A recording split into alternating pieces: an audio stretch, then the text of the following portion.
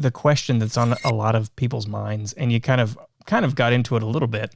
But is there like a winner between kind of the big players, Intel and AMD, or NVIDIA and AMD in this world? Or is it really, specific on what you're doing, or what application you're using? Yeah, it is very specific. I mean, but I could probably call a couple of winners. Like if you wanted to say like what is the overall like solid choice. One is like when you're talking about video cards, it's really NVIDIA. AMD is doing really great stuff, but it's mostly focused on like gaming.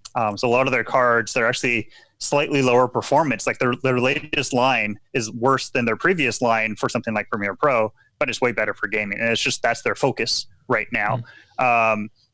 So yeah, like video cards, it's a pretty much easy NVIDIA for us right now, at least in like content creation fields. CPUs is where it gets really hairy, especially recently, because not only is there the performance you have to look at, supply is really bad right now.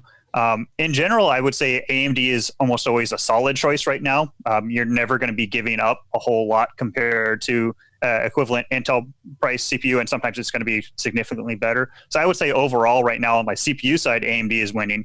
We're still using quite a bit of Intel though, because there are specific CPUs that are really, really good choices.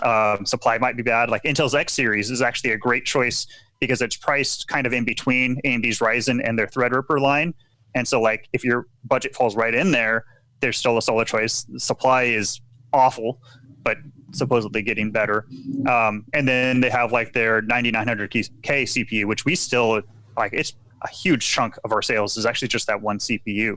And a lot of that isn't because it's faster than AMD, it's because of other things like Thunderbolt.